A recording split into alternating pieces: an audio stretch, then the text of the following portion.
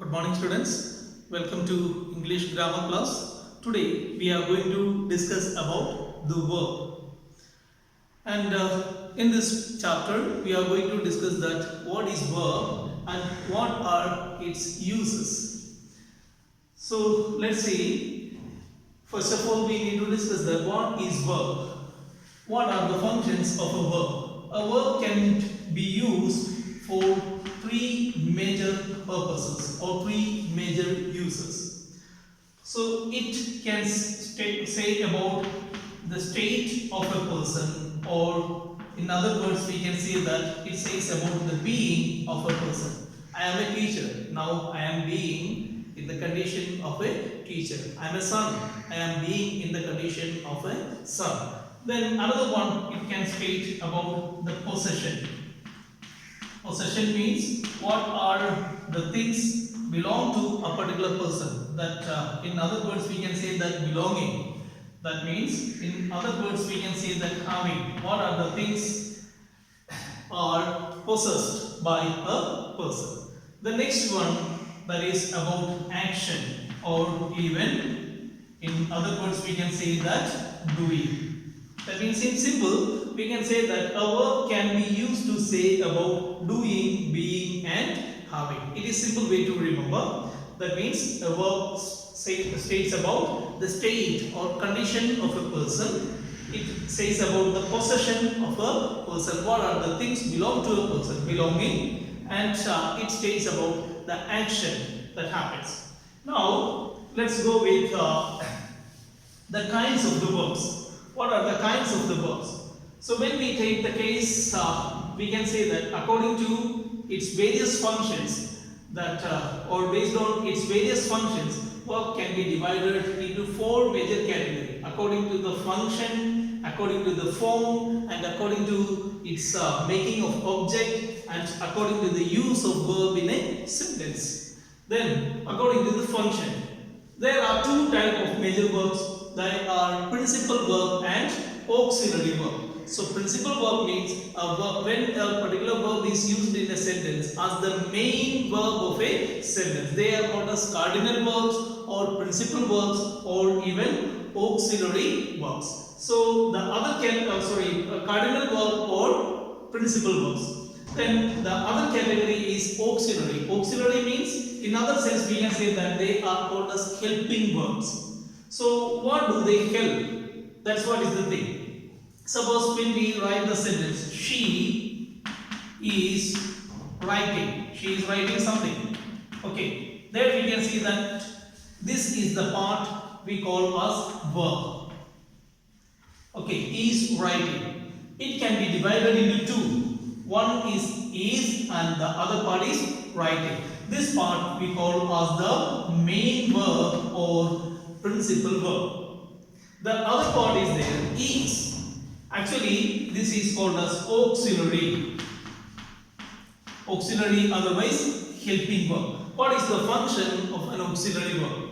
Auxiliary verb is actually, so when we write the sentence as she is writing, if we change this is into was, the tense of that particular verb is changed. The meaning of the verb is also changed, and the structure of the verb is also changed. That means that auxiliary verb decides the meaning,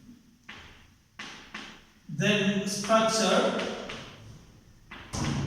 and tense and time of a verb. These are the three things that are considered to be the function of an auxiliary verb. So when these three things are done by an auxiliary verb, they are called as primary auxiliary. These are the primary as well as the basic function of an auxiliary. To define the meaning of the verb and to give the structure of the verb and to define or even give the tense of the verb. So when they would be saying about the mood of the speaker, along with these three functions, if the mood of the speaker or even the tone of speaking is done with the help of modal auxiliary. So that means when we take the division of primary and modal auxiliary, we can see that the forms of do, does, did. And the next one, the forms of be, that is, are, was, and were. Then forms of have, has, had. And forms of will, and shall.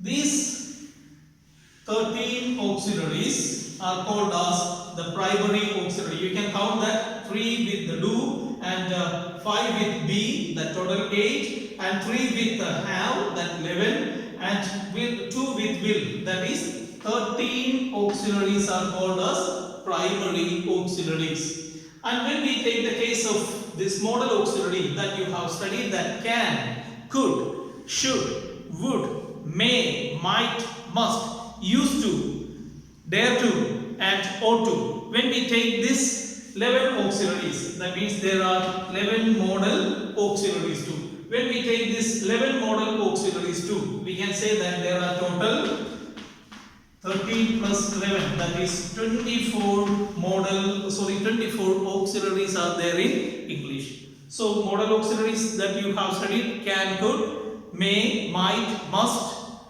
5, then should and would, 7, then the other forms that are ought to, need to, dare to, and used to. So when we take this together, we can see that they form total 11 model auxiliaries and total 13 primary auxiliaries. There are total 24 auxiliaries are there generally in English. Then the next one is about the form of the verb. What is the form of the verb? Form means when we would be changing, that we have studied that basically there are 3 forms. That in school level we studied that there are basically 3 forms: present, then past, and past participle. So 3 basic forms are there. When we change from present to the past and past participle, if the verb is following the same pattern, they are called as regular verbs. If they have a difference, or if they have independent or varied or different forms, they are called as irregular. For example, walk. The past is walked, and this one is also walked. Okay, then teach, taught, think, thought. Then pride. In all these cases, we can see that they follow a regular one. That's at the same time it is called as weak form also. Why it is called as weak? Because it does not have separate forms in past and past participle. That's why it has another name too. It is called as weak verb also. Then what is irregular verb? If we take the case of the verb write, we can see that here it is wrote and here it is written.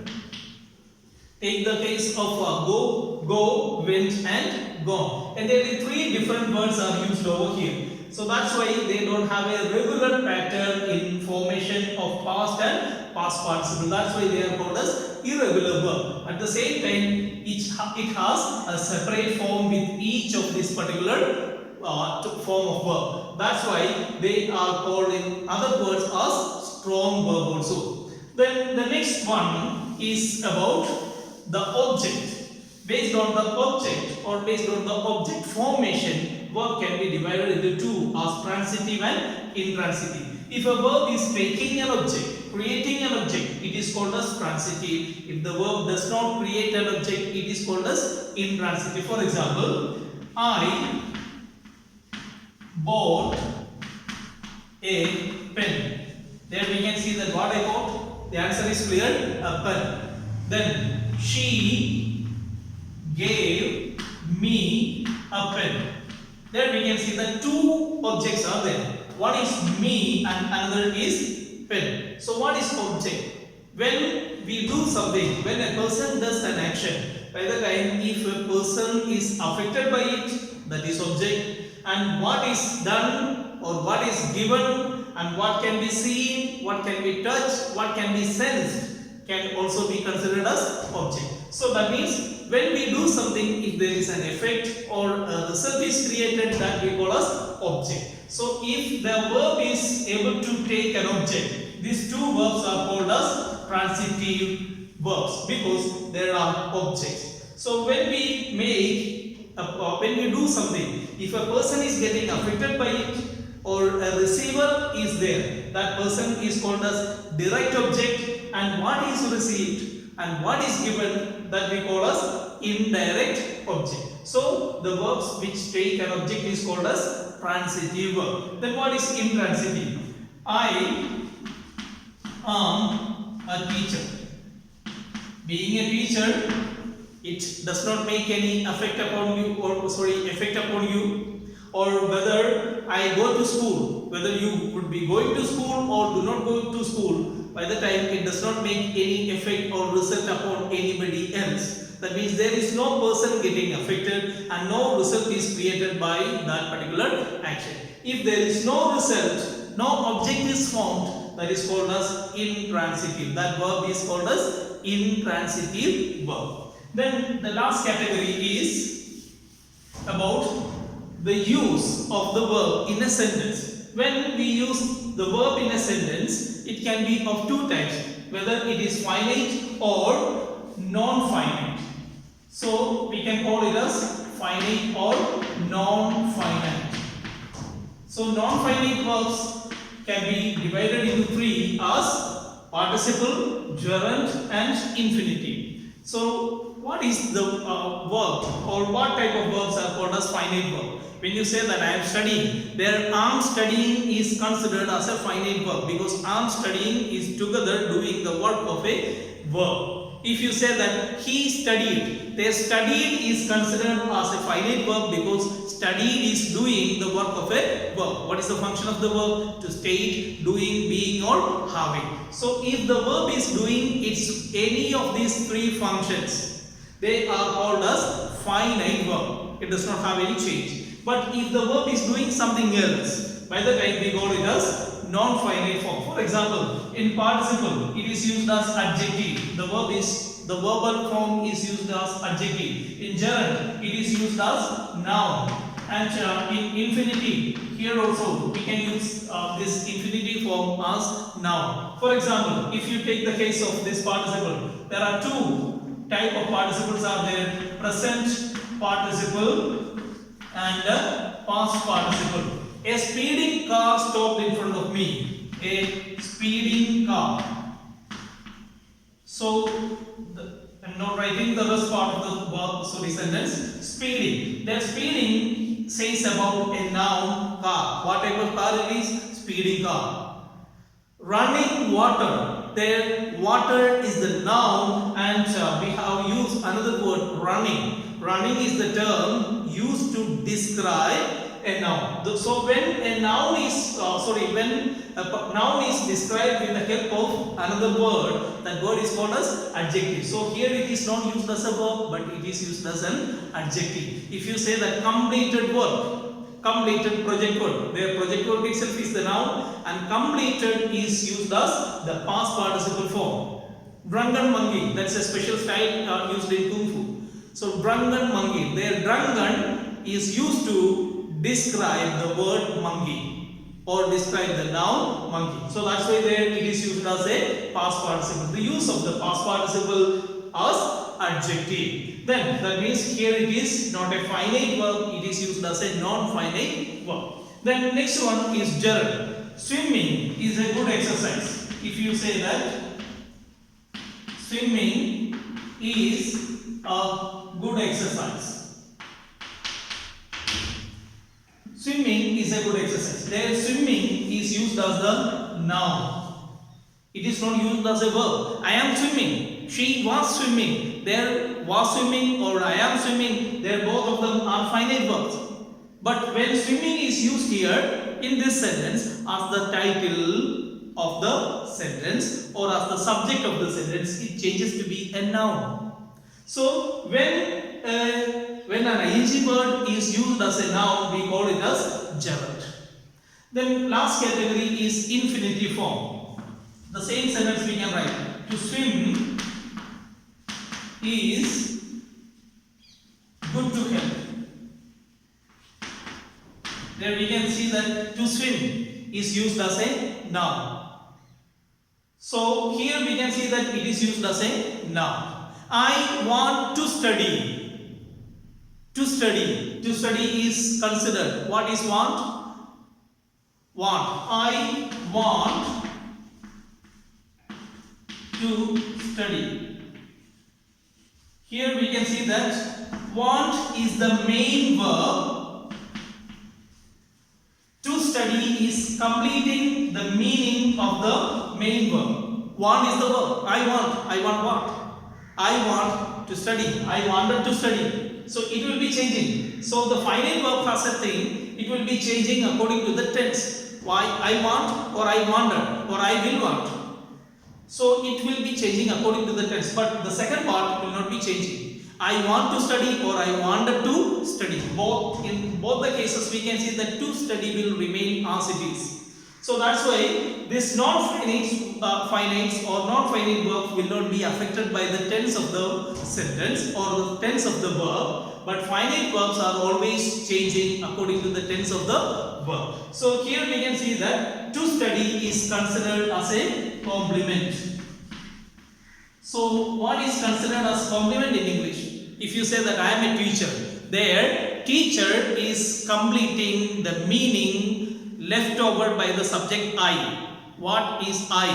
Or what are you? This is the question. If the question is asked to you, by the time, then you will have an answer. I am a student. Student is the answer you are completing or defining the subject. What is the subject? I. I is defined or I is completed with another meaning: student, teacher, parent, father, mother, something like that. So when you would be saying that particular word is considered as complement, completing the meaning of the subject or completing the meaning of the verb. So here to study is considered as the complement of the verb. Complement means it is completing the rest part or the leftover meaning of the verb. So this particular part we call as the complement of the verb. So here we can see that the complements are also considered as noun. So here we can see that it is completing the rest part and it is used as noun or as a complement. So in both the cases we can see that whether it is used as a noun or as a complement, it is not used as the main verb or as the verb of a sentence. They are called as, this type of verbs are called as non-finite verbs. So this is the end of the lesson, and you have to just go through the textbook once again, and till then be safe at home, and may good God bless